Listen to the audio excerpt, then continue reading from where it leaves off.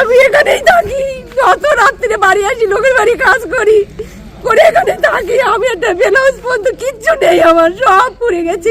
ভয়াবহ অগ্নিকাণ্ড হাসনাবাদ রেল কলোনিতে, পুড়ে ছাই 10টি বাড়ি, নিঃস্ব 10 পরিবার। শিয়ালদা হাসনাবাদ শাখার হাসনাবাদ স্টেশন সংলগ্ন রেল কলোনিতে ভয়াবহ অগ্নিকাণ্ডে এক রাতের মধ্যে সর্বস্ব হারালো 10টি পরিবার।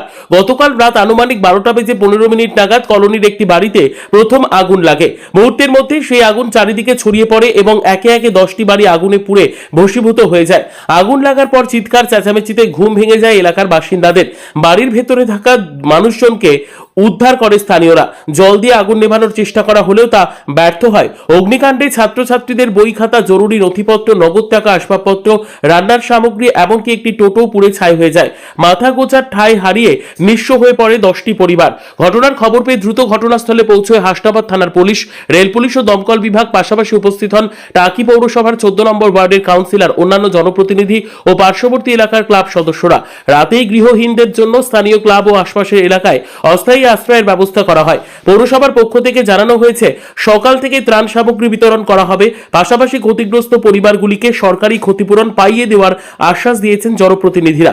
ঘটনায় এলাকায় চরম আতঙ্কের পরিবেশ তৈরি হয়েছে। অগ্নিকাণ্ডের সঠিক কারণ জানতে তদন্ত শুরু করেছে পুলিশ ও দমকল বিভাগ। আমি দৌড়ে বাইরে এসেছি, বাইরে এসে ওই বাচ্চা দুটো, মা ছিল ঘরে, তাড়াতাড়ি বললাম বাচ্চা দুটোকে নিয়ে বেরিয়ে পড়। হাঁকাহাঁকি করলাম, মানুষগুলো বেরিয়ে পড়লো। আমরা দুজন স্বামী স্ত্রী ছিলাম, আর কেউ না। হ্যাঁ, 15 টাকা পয়সা কিছু ছিল, 10-12 হাজার টাকা মতন। সেটা পুরো সব গেছে, কিছু বের করতে পারছি কিচ্ছু নেই, কিচ্ছু একদম কোনো কিছুই নেই।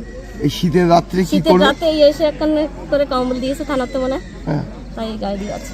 এখন এই খোলা আকাশে থাকতে হবে, খোলা আকাশে থাকতে হবে। হ্যাঁ না, এই কাউন্সিলর তো বললো থাকার ব্যবস্থা করবে। এখন আপনাদের পরে ভাষা, আমরা তো কিছু বলতে পারবো না। আচ্ছা, সব আপনাদের পর, সব শেষ।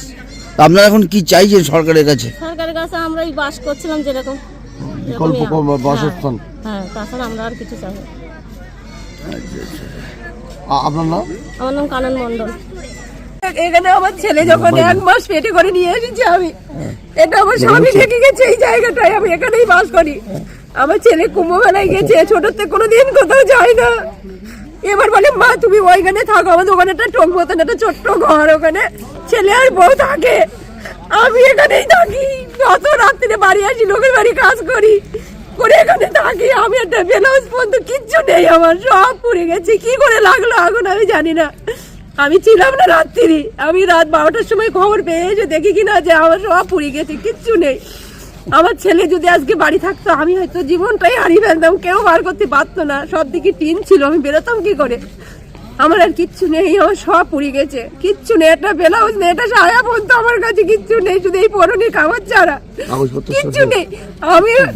আমি অপারেশন করেছি হাটে, আমার কাগজপত্র সব কিচ্ছু সব পুড়ে গেছে। 12টা 15 নাগাদ সম্ভবত আগুনটা লাগে, এবং কিভাবে লেগেছে হয়তো শর্ট সার্কিটও হতে পারে এমন বিষয়। তারপরে লোকজন এসে, এখানে পাশে পুকুর ছিল, সবাই মিলে জল ঠল দিয়ে নেভানো, অনেকটাই এখানকার পাবলিকরা নিজেরা থেকে অনেকটা নিভিয়েছে। তারপরে ফায়ার ব্রিগেড এসেছিল বসের থেকে, ওনারা এসে এখন পুরোটা নিভিয়ে দিয়েছে। এখন মোটামুটি আগুন নিয়ে গেল। মোট কতগুলো বাড়ি? মোট এখানে 10টা বাড়ি ক্ষতিগ্রস্ত। আর এমনি কোনো প্রাণহানির সংখ্যা ঘটেনি তো? না, প্রাণহানি কোনো ঘটেনি, তবে যা আবশ্যকতা যা ছিল জিনিসপত্র সবটাই পুরো একদম ভূমিষ্ঠ হয়ে গেল। এই তো ধরুন এরা গরিব মানুষ, এত ক্ষতি হলো, তো এদের জন্য ক্ষতিপূরণের ক্ষতিপূরণের কোনো ব্যবস্থা কি আপনারা করবেন? আমি অবশ্যই ফোন করেছিলাম, আমি পৌর কর্তৃপক্ষকে আমি একটু আগে ফোন করেছিলাম যে এরকম একটা ঘটনা এখানে আমার ওয়ার্ডে ঘটেছে। আমাকে ওখান থেকে আশ্বাস দিয়েছে যে যতভাবে ওদের কাছে, ওদের পাশে দাঁড়াও, যতটা সহযোগিতা করো ওদের করো।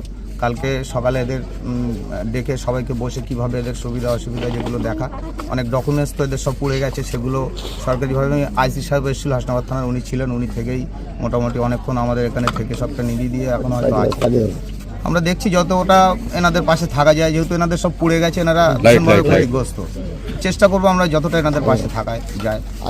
আর বলছি যে এসআইআর ধরুন এখন চলছে, সব ডকুমেন্ট ধরুন পুড়ে গেছে, তো এসআইআর যাদের হেয়ারিং ছিল তাদেরও তো খুব সমস্যায় পড়বে। অবশ্যই সমস্যায় পড়বে, সেটা মানে যেহেতু সব ডকুমেন্টসই পুড়ে গেছে, মানে এদের এখন ওইগুলো অনেকটাই সমস্যা। সেগুলো প্রশাসনের সঙ্গে কথা বলবো। ফায়ার ব্রিগেড তো কেস করেছে যাতে এদের কাগজপত্রগুলো দ্রুত এদের কাছে পৌঁছানো যায় সেইগুলো চেষ্টা করবো। আর এদের যে এতগুলো পরিবার, এদের ত্রাণের ব্যবস্থা করবেন, পুনর্বাসন? অবশ্যই আমি কালকে নিজে দায়িত্ব নিয়ে আমি অফিসে কথা বলেছি, এদের আপাতত খাওয়া দাওয়া যেটা যা সুবিধা অসুবিধা এগুলো শীত বস্ত্রগুলো এগুলো আমি কালকে